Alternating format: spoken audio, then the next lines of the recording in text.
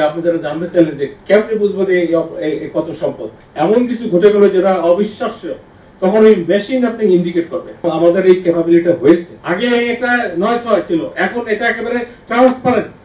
এবং যাকে ধরা হবে, এই যে গুরুদার সেদিন বলছিলেন যে স্যার একটু দেই না দেই কি হয়, এবার দেখবেন কি হবে।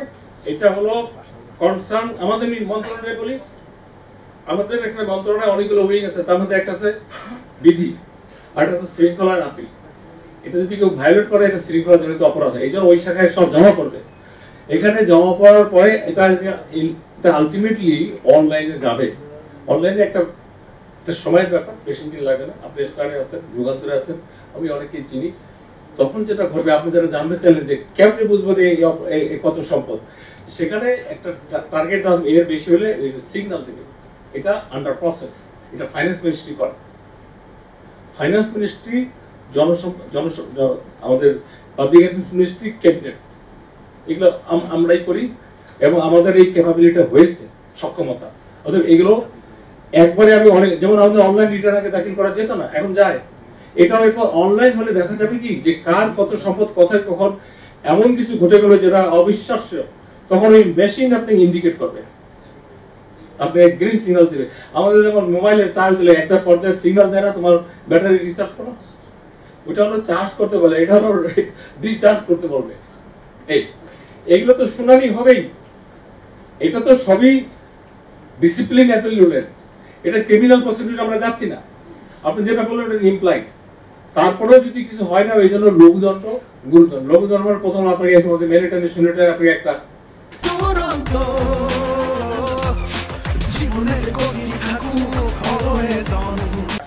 না, এটা ফান্ডামেন্টাল রুল। আপনার কি ব্যাংক অ্যাকাউন্ট আপনার হাজবেন্ড এটা ওয়াইফকে দেবে, ওয়াইফটা হাজবেন্ড দেবে? এটা পজিটিভলি দেখেন। যখন যার বিরুদ্ধে কোনো সমস্যা হবে, সে প্রোটেক্টেড না। তারপর আমি বলি, দু একজন এরকম করে নাই। আমাদের এক কলিগ আমাদের অনেক জায়গায় ছিল, তারা এমনি নিজেকে সততা প্রকাশ করার জন্য এরকম করেছে, দিন শেষে তার বিপক্ষে গেছে। মূল কথা হলো স্পিরিটটা হলো তার সম্পদ বিবরণী দেওয়া, মানে তার একটা লাগাম। তারপরে যদি আনলিমিটেড হয়, তাকে ধরার জন্য সেই ডিপার্টমেন্টালি ব্যবস্থা থাকে। আমি বোধহয় একটু আগে বলছিলাম যে এটা কামিং, এখনো হয়নি। যেটা অনলাইনে হলে মেকানিজমটা অটো হবে। আর এখন কিভাবে হবে জানেন? সকলের পিছে লাগা। আমরা বন্ধুর চেয়ে শত্রু বেশি। দেখবেন দুইটা একটা বাইর হবে, এটা খোলা হবে, এটা তখন পাবলিক ইস্যু নয়। যেন আপনাদের আগে বলছি, এটা আইন দ্বারা প্রটেক্ট করা হয়েছে, এটা ফান্ডামেন্টাল রাইট।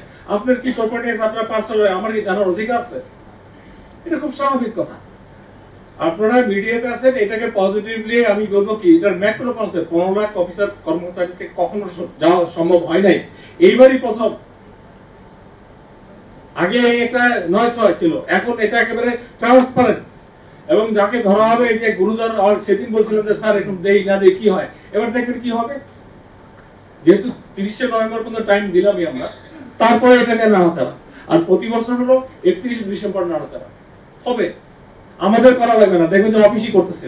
ইউনিয়ন পরিষদ বলেন, ওয়ার্ড বলেন, এমপি বলেন, পৌরসভা বলেন, city corporation, whatever it is, তার প্রাইম দায়িত্ব হলো মানুষকে জানানো, ভাই আমার এই সম্পদ, এর বেশি আমার নাই। এরপর যদি বাড়ে, এখন তো এইবারে দেখলাম বাড়া কমার কোনো হিসাব নেই, রিগার্ডলেস, এন্ডলেস। তখন ওরা বলে যে আমি তো সৎই ছিলাম। এটা হলো নির্বাচনের সাথে তাদের যায়।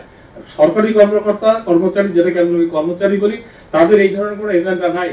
দুই একজন, আমি নাম ঠিকানা বলে খারাপ লাগবে, তারাই এই উদ্যোগ নিয়েছিল, আমার কিছু নাই, সবাই দেখো, পাবলিক হয়ে গেলাম। কিন্তু পরে দিন শেষে দেখা গেছে এটা সব নাটক। যে বিজ্ঞ আদালতের আদেশ, যদি কারো মামলা হয়, যদি চায়, এটা পাবলিক হয়ে গেল। সংশ্লিষ্ট কর্তৃপক্ষের অনুমোদন ব্যতীত সম্পদ বিবরণী তথ্য সম্পূর্ণ বা আংশিক হস্তান্তরযোগ্য নয়। পরেরটা কি? সম্পদ বিবরণী অতি গোপনীয় দলিল বিধায়, এটা আইনের কথা। এক্ষেত্রে তথ্য অধিকার আইন 2000 প্রযোজ্য হবে না। কিন্তু কারো বিরুদ্ধে যদি মামলা হয়, অভিযোগ হয়, তখন তার তথ্য আর এটা এই গোপনীয় মধ্যে থাকবে না, পাবলিক। তখন আপনারাই প্রকাশ করবেন এই তথ্য ভিত্তিতে তাকে আদালতে মামলা দায়ী করা হয়েছে, তার বিরুদ্ধে অভিযোগ হয়েছে। এর কয়েকটা সমস্যা জড়িত। একটা দুদক, একটা ফৌজদারি মামলা, আর হলো এনবিআর, তারপরে আমাদের শৃঙ্খলা আপিল, তারপরে হলো আমাদের আর কিছু আছে যেগুলো আমাদের অনেক কর্মকর্তা কর্মচারী অপরাধ করেছে। বাড়ি দখল, ফ্ল্যাট দখল, আপনাদের গাড়ি দখল, মোটরসাইকেল দখল, এরকম অনেক মামলা আছে, পেন্ডিং আছে। কোনো মামলায় আমাদের কর্মকর্তারা বাদী, কোনো মামলায় আমাদের কর্মকর্তারা বিবাদী। এগুলো এই আওতার বাইরে, স্বাভাবিক চলবে।